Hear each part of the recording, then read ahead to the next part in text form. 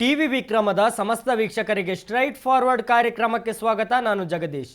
ನೀವಿನ್ನೂ ನಮ್ಮ TV Vikrama digital ಚಾನಲನ್ನು ಸಬ್ಸ್ಕ್ರೈಬ್ ಮಾಡದಿದ್ದರೆ ಈ ಕೂಡಲೇ ಸಬ್ಸ್ಕ್ರೈಬ್ ಮಾಡಿ, ಬೆಲ್ ಬಟನ್ ಪ್ರೆಸ್ ಮಾಡಿ. ಹಾಗೆ ನಮ್ಮ ಕಾರ್ಯಕ್ರಮದ ಬಗ್ಗೆ ಅಭಿಪ್ರಾಯ ತಿಳಿಸಲು ಕಮೆಂಟ್ ಮಾಡಿ. ರಾಜಕೀಯದ ಆಳದಲ್ಲಿ ಹುದುಗಿರುವಂತಹ ಒಳಸುಳಿಗಳು, ಕಂಡು ಕಾಣದಂತಿರುವ ರಾಜಕೀಯ ನೀತಿಗಳು, ಇದೆಲ್ಲದರ ವಿಶ್ಲೇಷಣೆ ಸ್ಟ್ರೈಟ್ ಫಾರ್ವರ್ಡ್. ನಮ್ಮ ಜೊತೆ ಇಂದು ರಾಜಕೀಯ ವಿಶ್ಲೇಷಕರಾದ ವೀರೇಂದ್ರ ಒಪ್ಪುಂದವರು ಆನ್ಲೈನ್ ಥ್ರೂ ಕನೆಕ್ಟ್ ಆಗಿದ್ದಾರೆ. ಅವ್ರ ಜೊತೆ ಚರ್ಚೆ ನಡೆಸೋಣ. ಸರ್, ಕಾರ್ಯಕ್ರಮಕ್ಕೆ ಸ್ವಾಗತ. ಜನವರಿ 22ನೇ ತಾರೀಕು ಅಯೋಧ್ಯೆಗೆ ಬರಬೇಡಿ ಹೀಗಂತ ಹೇಳಿರೋದು ಬೇರೆ ಯಾರೂ ಅಲ್ಲ, ಶ್ರೀರಾಮ ಜನ್ಮಭೂಮಿ ಟ್ರಸ್ಟ್ನ ಕಾರ್ಯದರ್ಶಿ ಚಂಪತ್ ರೈ. ವೀರೇಂದ್ರ ಒಪ್ಪುಂದವರೇ, ನೂರಾರು ವರ್ಷಗಳ ಕನಸು ನನಸಾಗುತ್ತಿರುವ ಈ ಶುಭ ಸಂದರ್ಭದಲ್ಲಿ ಅಯೋಧ್ಯೆಗೆ ಬರಬೇಡಿ ಅಂತ ಚಂಪತ್ ರೈ ಅವರು ಹೇಳಿದ್ಯಾಕೆ? ಈ ಹೇಳಿಕೆ ಹಿಂದಿನ ಉದ್ದೇಶ ಏನು? ಜನವರಿ 22ನೇ ತಾರೀಕು ಶ್ರೀರಾಮ ಭಕ್ತರು ಅಯೋಧ್ಯೆಗೆ ಯಾಕೆ ಹೋಗಬಾರ್ದು? ನೋಡಿ, ಜನವರಿ 22ನೇ ತಾರೀಕು ಕೋಟಿ ಕೋಟಿ ಶ್ರೀರಾಮ ಭಕ್ತರ ದಶಕಗಳ ಶತಮಾನದ ಕನಸು ನನಸಾಗುವಂತಹ ದಿನ ಅದು. ಆ ದಿನಕ್ಕೋಸ್ಕರ ಎಷ್ಟೋ ಜನ ಉಸಿರು ಬಿಗಿ ಹಿಡಿದುಕೊಂಡು ಕಾಯ್ತಾ ಇದ್ರು. ಈಗ ಆ ಕ್ಷಣ ಬರ್ತಾ ಇದೆ. ಕೋಟಿ ಕೋಟಿ ರಾಮಭಕ್ತರು ಈ ದಿನಕ್ಕೋಸ್ಕರ ಕಾದು ನಿಂತಿದ್ರು. ಚಾತಕ ಪಕ್ಷಿಯ ಹಾಗೆ ಕಾದು ನಿಂತಿದ್ರು ಎಷ್ಟೋ ಜನ. ಇನ್ನೂ ಬಿಡಿ, ಎಷ್ಟೋ ಜನ ಅದಕ್ಕೋಸ್ಕರ ಹೋರಾಟವನ್ನು ಮಾಡಿ ತಮ್ಮ ಜೀವಮಾನ ಪೂರ್ತಿ ಆ ಶ್ರೀರಾಮ ಮಂದಿರಕ್ಕಾಗಿ ಹೋರಾಡಿ ಕೊನೆಯುಸಿರೆಳೆದರು. ಎಷ್ಟೋ ಜನ ಇವತ್ತು ಅದನ್ನು ನೋಡಲಿಕ್ಕಿಲ್ಲ ನಮ್ಮ ಜೊತೆ. ಆದರೆ ಯಾರ್ಯಾರು ಈ ಕಾಲಘಟ್ಟದಲ್ಲಿ ಇದ್ದಾರಲ್ಲ, ಬದುಕಿದಾರಲ್ಲ, ಆ ರಾಮಭಕ್ತರೆಲ್ಲರೂ ಕೂಡ ಅಯೋಧ್ಯೆಯಲ್ಲಿ ಶ್ರೀರಾಮ ಜನ್ಮಭೂಮಿಯಲ್ಲಿ ಶ್ರೀರಾಮಲಲ್ಲಾನ ಪ್ರಾಣ ಪ್ರತಿಷ್ಠೆಯನ್ನು ಕಣ್ತುಂಬಿಕೊಳ್ಬೇಕು ಅಂತ ಕಾಯ್ತಾ ಇದ್ದಾರೆ. ಸಹಜ, ಅದು ಅತ್ಯಂತ ಸಹಜ, ಸ್ವಾಭಾವಿಕ. ಆದರೆ ಏನಾಗುತ್ತೆ, ಎಲ್ಲರೂ ಕೂಡ ಕೋಟಿ ಕೋಟಿ ರಾಮಭಕ್ತರು ಕೂಡ ಜನವರಿ 22ನೇ ತಾರೀಕು ಅಯೋಧ್ಯೆಗೆ ಹೋಗಿ ನಿಂತು ಬಿಟ್ರೆ ಕತೆ ಏನು, ಪರಿಸ್ಥಿತಿ ಏನು, ವ್ಯವಸ್ಥೆ ಹೇಗೆ? ವ್ಯವಸ್ಥೆ ಹೋಗಿ ಅವ್ಯವಸ್ಥೆ ಆಗೋದಿಲ್ವಾ? ಅದೇ ಕಾರಣಕ್ಕಾಗಿ ಚಂಪತ್ ರೈ ಅವರು ಹೇಳಿರುವಂಥದ್ದು. ನೋಡಿ, ಜನವರಿ 22ನೇ ತಾರೀಕು ನೀವು ಅಯೋಧ್ಯೆಗೆ ಅವತ್ತಿನ ದಿನವೇ ಬರಬೇಕು ಅಂಥೇಳಿ ಎಲ್ಲರೂ ಕೂಡ ಧಾವಾಂತದಲ್ಲಿ ನುಗ್ಗಿ ಬರಬೇಡಿ. ಹಾಗೆ ಬಂದರೆ ಇಲ್ಲಿ ವ್ಯವಸ್ಥೆ ಹೋಗಿ ಅವ್ಯವಸ್ಥೆ ಆಗುವಂಥ ಸಾಧ್ಯತೆ ಹೆಚ್ಚಿರುತ್ತೆ, ಕೋಟಿ ಕೋಟಿ ಸಂಖ್ಯೆಯಲ್ಲಿ ಬಂದುಬಿಟ್ರೆ. ಹಾಗಾಗೋದು ಬೇಡ. ಈಗ ಖಂಡಿತವಾಗಿಯೂ ಲಕ್ಷೋಪಲಕ್ಷ ಸಂಖ್ಯೆಯಲ್ಲಿ ಅಲ್ಲಿಗೆ ಹೋಗೇ ಹೋಗ್ತಾರೆ. ಈಗಾಗಲೇ ಹೋಗ್ಲಿಕ್ಕೆಲ್ಲ ಎದ್ದು ನಿಂತಿದ್ದಾರೆ, ರೆಡಿ ಆಗಿದ್ದಾರೆ, ಹೋಗ್ತಾರೆ, ಕಾದು ನಿಂತಿದ್ದಾರೆ. ಆದರೆ ಆ ಸಂಖ್ಯೆ ನಿಭಾಯಿಸಲಾಗದಷ್ಟು ಮಿತಿ ಮೀರಬಾರ್ದು ಅನ್ನುವ ಕಾರಣಕ್ಕಾಗಿ ಶ್ರೀರಾಮ ಜನ್ಮಭೂಮಿ ಮಂದಿರ ಟ್ರಸ್ಟ್ನ ಸೆಕ್ರೆಟರಿ ಅವರು, ಕಾರ್ಯದರ್ಶಿಗಳು, ಮಹಾಮಂತ್ರಿ ಚಂಪತ್ ರೈ ಅವರು ಆ ಮಾತನ್ನು ಹೇಳಿರುವಂಥದ್ದು. ಬೇಡ, ನೀವು ಜನವರಿ 22ಕ್ಕೆ ಅವ್ರು ಏನು ಮಾಡಬೇಕಂತ ಕೂಡ ಹೇಳಿದ್ದಾರೆ. ಜನವರಿ 22ಕ್ಕೆ ಏನು ಮಾಡಿ ಅಂದರೆ, ನಿಮ್ಮ ಮನೆಯ ಹತ್ತಿರದ ಯಾವುದಾದ್ರೂ ಒಂದು ಮಂದಿರಕ್ಕೆ ಹೋಗಿ, ದೇವಸ್ಥಾನಕ್ಕೆ ಹೋಗಿ, ಅಲ್ಲಿ ಎಲ್ಲರೂ ಕೂಡ ಒಟ್ಟು ಸೇರಿ ಒಗ್ಗೂಡಿ ಶ್ರೀರಾಮ ಲಲ್ಲಾನ ಪ್ರಾಣ ಪ್ರತಿಷ್ಠೆಯನ್ನು ಸಂಭ್ರಮಿಸಿ ಆನಂದ ಮಹೋತ್ಸವ ಅಂತ ಅದನ್ನು ಆಚರಿಸಿ ಅಂತ ಹೇಳಿದ್ದಾರೆ.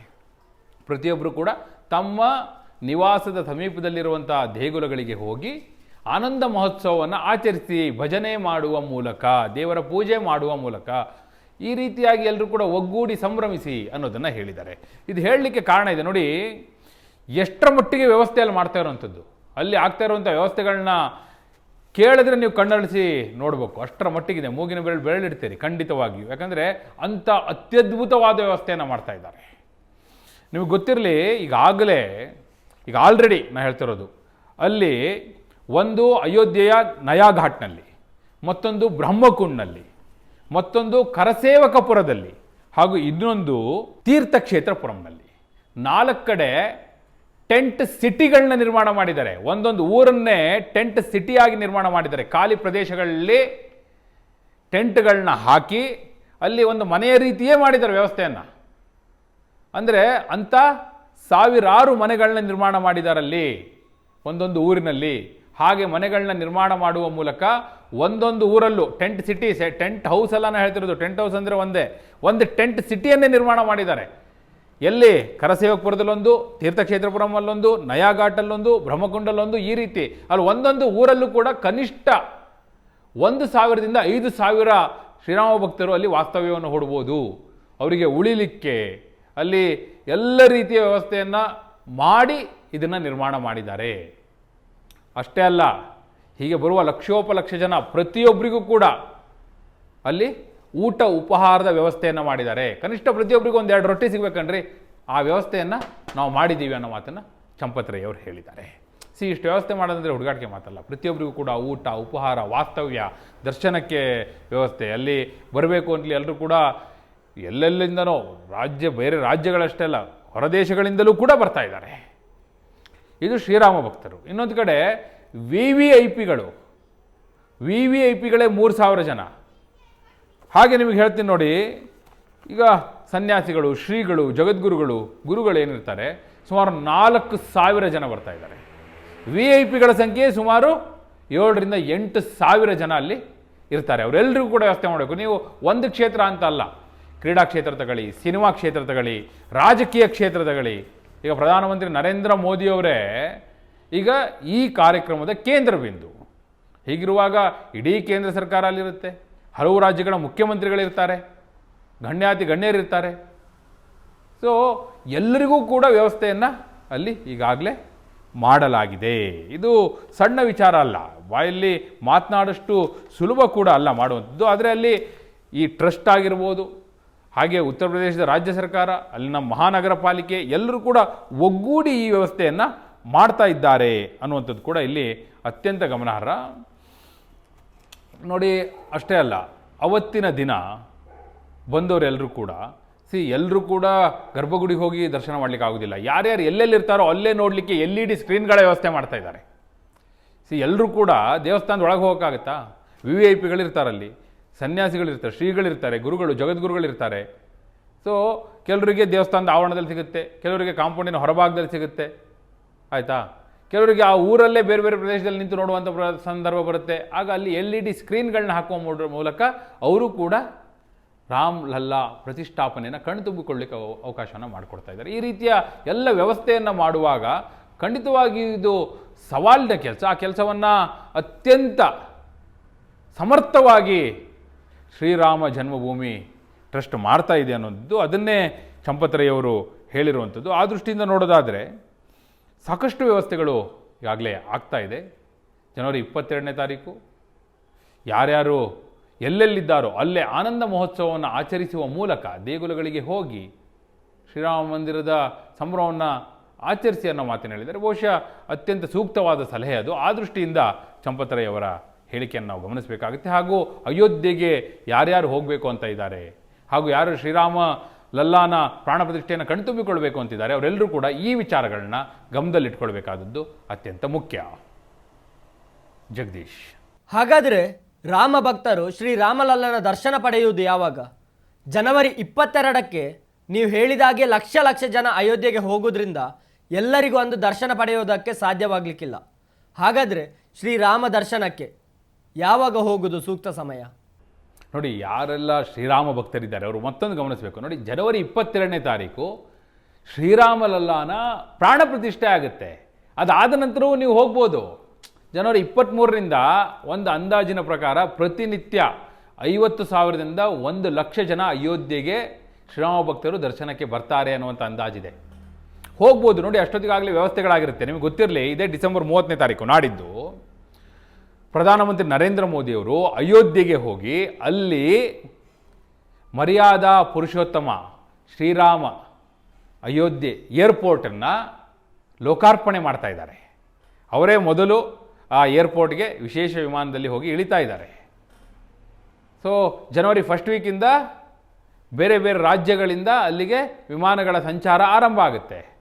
ಅಷ್ಟೇ ಅಲ್ಲ, ಡಿಸೆಂಬರ್ 30ನೇ ತಾರೀಕೆ ಪ್ರಧಾನಮಂತ್ರಿ ನರೇಂದ್ರ ಮೋದಿಯವರು ಅಯೋಧ್ಯೆ ರೈಲು ನಿಲ್ದಾಣಕ್ಕೂ ಕೂಡ ಅವರು ಹಸಿರು ನಿಶಾನೆ ತೋರ್ತಾ ಇದ್ದಾರೆ. ಕೇವಲ ರೈಲು ನಿಲ್ದಾಣಕ್ಕಷ್ಟೇ ಅಲ್ಲ, ವಂದೇ ಭಾರತ್ ರೈಲಿಗೆ, ಅಯೋಧ್ಯೆಗೆ ಆಗಮಿಸುವಂಥ ವಂದೇ ಭಾರತ್ ರೈಲಿಗೆ ಅವರು ಹಸಿರು ನಿಶಾನೆಯನ್ನು ತೋರ್ತಾ ಇದ್ದಾರೆ ಅನ್ನೋದು. ನೋಡಿ, ಇವೆಲ್ಲ ವ್ಯವಸ್ಥೆಗಳಾಯಿತು ಅಂದರೆ ಸಹಜವಾಗಿ ಜನರಿಗಲ್ಲಿಗೆ ಹೋಗಲಿಕ್ಕೆಲ್ಲ ಅವಕಾಶ ಆಗುತ್ತೆ. ಹಾಗೆ ಅಮೃತ್ ಭಾರತ್ ಆ ಟ್ರೈನ್ಗೂ ಕೂಡ ಅವರು ಗ್ರೀನ್ ಸಿಗ್ನಲ್ನ ತೋರಿಸ್ತಾ ಇದ್ದಾರೆ. ಅಂದರೆ ಅವತ್ತಿನಿಂದ ಅವು ಸಂಚಾರ ಆರಂಭ ಮಾಡ್ತವೆ ಅಂತ ಡಿಸೆಂಬರ್ 30ರಿಂದ. ಹೀಗಾಗಿ ಯಾರು ಈ ಜನವರಿ 22ರ ನಂತರ ಹೋಗ್ಲಿಕ್ಕೆ ಬಯಸ್ತಾರೆ ಅವರೆಲ್ಲರಿಗೂ ಕೂಡ ಸಂಚಾರಕ್ಕೆ ಬೇಕಾದಷ್ಟು ಅವಕಾಶಗಳು ಇರುತ್ತೆ. ವಿಮಾನದ ಮೂಲಕ ಹೋಗಲಿಕ್ಕೆ ಬಯಸುವವರು ವಿಮಾನದಲ್ಲಿ ಹೋಗ್ಬೋದು, ರೈಲಿನ ಮೂಲಕ ಹೋಗ್ಲಿಕ್ಕೆ ಬಯಸುವವರು ರೈಲಿನಲ್ಲಿ ಹೋಗ್ಬೋದು. ಬೇರೆ ಬೇರೆ ರಾಜ್ಯಗಳಿಗೆ ಬಸ್ ಕನೆಕ್ಷನ್ ಕೂಡ ಆರಂಭ ಮಾಡ್ತಾ ಇದ್ದಾರೆ, ಬಸ್ ನೆಟ್ವರ್ಕ್ ಕೂಡ ಶುರು ಆಗುತ್ತೆ. ಸೊ ಬಸ್ಗಳ ಮೂಲಕ ಕೂಡ ತೆರಳಬಹುದು. ಈ ಎಲ್ಲ ಹಿನ್ನೆಲೆಯಲ್ಲಿ ಜನವರಿ 22ರ ನಂತರ ಮುಂದೆ, ಯಾಕಂದರೆ ನೋಡಿ ಈಗ ಶ್ರೀರಾಮ ಮಂದಿರ ಅಲ್ಲಿಗ ಗ್ರೌಂಡ್ ಫ್ಲೋರ್ ಏನಿತ್ತು ಅದು ಮಾತ್ರ ಸಂಪೂರ್ಣ ಆಗಿರುವಂಥದ್ದು, ಪೂರ್ಣ ಕಾರ್ಯ ಮುಗಿದಿರುವಂಥದ್ದು. ಇನ್ನೂ ಕೂಡ ಪೂರ್ಣ ಶ್ರೀರಾಮ ಮಂದಿರ ಮುಗಿಲಿಕ್ಕೆ ಕನಿಷ್ಠ 2 ವರ್ಷ ಬೇಕು ಅಂತ ಚಂಪತರಾಯವರೇ ಹೇಳಿದ್ದಾರೆ. ಕನಿಷ್ಠ 2 ವರ್ಷ ಬೇಕು ಅಂತ ಹೇಳಿದ್ದಾರೆ. ಹೀಗಾಗಿ ಈ ನಡುವಿನ ಕಾಲಘಟ್ಟದಲ್ಲಿ ಹೋಗಿ ಬರ್ತಾನೆ ಇರ್ಬೋದು. ರಾಮ ಮಂದಿರ ಪೂರ್ಣ ಆದ ನಂತರವೂ ಕೂಡ ಹೋಗ್ಬೋದು. ಹೀಗೆಲ್ಲ ಅವಕಾಶಗಳಿದೆ. ಆ ದೃಷ್ಟಿಯಿಂದ ನೋಡಬೇಕಾಗುತ್ತೆ ಇದನ್ನು. ಸೊ ಹೀಗಾಗಿ ಯಾರ್ಯಾರು ಶ್ರೀರಾಮ ಭಕ್ತರು ಅಯೋಧ್ಯೆಗೆ ಹೋಗಬೇಕು, ಶ್ರೀರಾಮ ಲಲ್ಲಾನ ದರ್ಶನ ಮಾಡಬೇಕು ಅಂತ ಕಾಯ್ತಾ ಇದ್ದಾರೆ ಅವರೆಲ್ಲರಿಗೂ ಕೂಡ ಅವಕಾಶ ಮುಂದಿನ ದಿನಗಳಲ್ಲೂ ಕೂಡ ಇರುತ್ತೆ. ಬಹಳ ಈ ಜನಜಾತ್ರೆಯ ನಡುವೆ ಹೋಗಿ ಅದರ ನಡುವೆ ಸಿಗಾಕೊಂಡು ಸರಿಯಾಗಿ ದರ್ಶನವೂ ಮಾಡದೆ ಬರೋದಕ್ಕಿಂತ ನೀವು ಮುಂದಿನ ದಿನಗಳಲ್ಲಿ ಬನ್ನಿ ಅಂತೇಳಿ ಚಂಪತರಾಯ ಅವ್ರು ಹೇಳಿರುವಂಥದ್ದು. ಅವ್ರು ಹೇಳಿರೋದ್ರಲ್ಲಿ ಯಾವ ತಪ್ಪು ಕೂಡ ಇಲ್ಲ. ಆ ದೃಷ್ಟಿಯಿಂದ ಅವರ ಹೇಳಿಕೆಯನ್ನು ನಾವು ಗಮನಿಸಬೇಕಾಗುತ್ತೆ. ಹಾಗೂ ಯಾರ್ಯಾರು ಅಯೋಧ್ಯೆಯ ಶ್ರೀರಾಮ ಲಲ್ಲನ ದರ್ಶನ ಮಾಡಬೇಕು ಅಂತೇಳಿ ಕಾದು ನಿಂತಿದ್ದಾರೆ ಅವರೆಲ್ಲರೂ ಕೂಡ ಈ ಅಂಶಗಳನ್ನ ಕೂಡ ಅತ್ಯಂತ ಪ್ರಮುಖವಾಗಿ ಗಮನದಲ್ಲಿ ಇಟ್ಕೋಬೇಕಾಗತ್ತೆ. ಜಗದೀಶ್, 2024ರ ಜನವರಿ 22ನೇ ತಾರೀಕು ಕೋಟ್ಯಾಂತರ ಶ್ರೀರಾಮ ಭಕ್ತರ ಕನಸು ನನಸಾಗಲಿಕ್ಕಿರುವ ಅಮೃತಗಳಿಗೆ ಆ ಶುಭ ಸಂದರ್ಭಕ್ಕೆ ಸಾಕ್ಷಿಯಾಗಲು ಲಕ್ಷ ಲಕ್ಷ ರಾಮ ಭಕ್ತರು ಈಗಾಗಲೇ ಅಯೋಧ್ಯೆಗೆ ಹೊರಟು ನಿಂತಿದ್ದಾರೆ. ಇನ್ನುಳಿದವರು ಮುಂದಿನ ದಿನಗಳಲ್ಲೂ ಅಯೋಧ್ಯೆಗೆ ತೆರಳಿ ಶ್ರೀರಾಮದೇವರ ದರ್ಶನ ಪಡೆಯಬಹುದು. ಹೀಗಾಗಿಯೇ ಚಂಪತರಾಯವರು ಜನವರಿ 22ನೇ ತಾರೀಕು ನಿಮ್ಮ ಸಮೀಪದ ದೇಗುಲಕ್ಕೆ ತೆರಳಿ ಆನಂದ ಮಹೋತ್ಸವ ಆಚರಿಸಿ ಅಂತ ಮನವಿ ಮಾಡಿದ್ದಾರೆ. ಎಲ್ಲೇ ಇರಲಿ, ಹೇಗೆ ಇರಲಿ, ನಾವಿರುವ ಸ್ಥಳದಲ್ಲೇ ಶ್ರೀರಾಮಲಲ್ಲನನ್ನು ಸ್ವಾಗತಿಸೋಣ. ನಿಮಗೆಲ್ಲರಿಗೂ ಇವತ್ತೇ ಆನಂದ ಮಹೋತ್ಸವದ ಶುಭಾಶಯಗಳನ್ನು ಕೋರುತ್ತಿದ್ದೇನೆ. ವೀರೇಂದ್ರ ಒಪ್ಪುಂದವರೇ, ನಿಮ್ಮೆಲ್ಲ ವಿಶ್ಲೇಷಣೆಗೆ ಧನ್ಯವಾದಗಳು. ಇದಾಗಿತ್ತು ಇವತ್ತಿನ ಸ್ಟ್ರೈಟ್ ಫಾರ್ವರ್ಡ್. ಇಂಥದೇ ಪೊಲಿಟಿಕಲ್ ಕಂಟೆಂಟ್ ಜೊತೆ ನಾಳೆ ನಿಮ್ಮ ಮುಂದೆ ಬರ್ತೇವೆ. ನೋಡ್ತಾ ಇರಿ ಟಿವಿ ವಿಕ್ರಮ. ದೇಶ ನಿಮ್ಮ ಕೈಯಲ್ಲಿ, ಅಂದರೆ ನಮ್ಮೆಲ್ಲರ ಕೈಯಲ್ಲಿ. ನಮಸ್ತೆ. ಟಿವಿ ವಿಕ್ರಮ, ದೇಶ ನಿಮ್ಮ ಕೈಯಲ್ಲಿ. ಈ ಕಾರ್ಯಕ್ರಮ ನಿಮಗೆ ಇಷ್ಟ ಆಗಿದ್ದಲ್ಲಿ ಲೈಕ್, ಶೇರ್ ಹಾಗೂ ಕಮೆಂಟ್ ಮಾಡಿ. ಟಿವಿ ವಿಕ್ರಮದ ಕಾರ್ಯಕ್ರಮಗಳನ್ನು ನಿರಂತರವಾಗಿ ವೀಕ್ಷಿಸಲು ಸಬ್ಸ್ಕ್ರೈಬ್ ಮಾಡಿ, ಬೆಲ್ ಐಕನ್ ಒತ್ತಿ.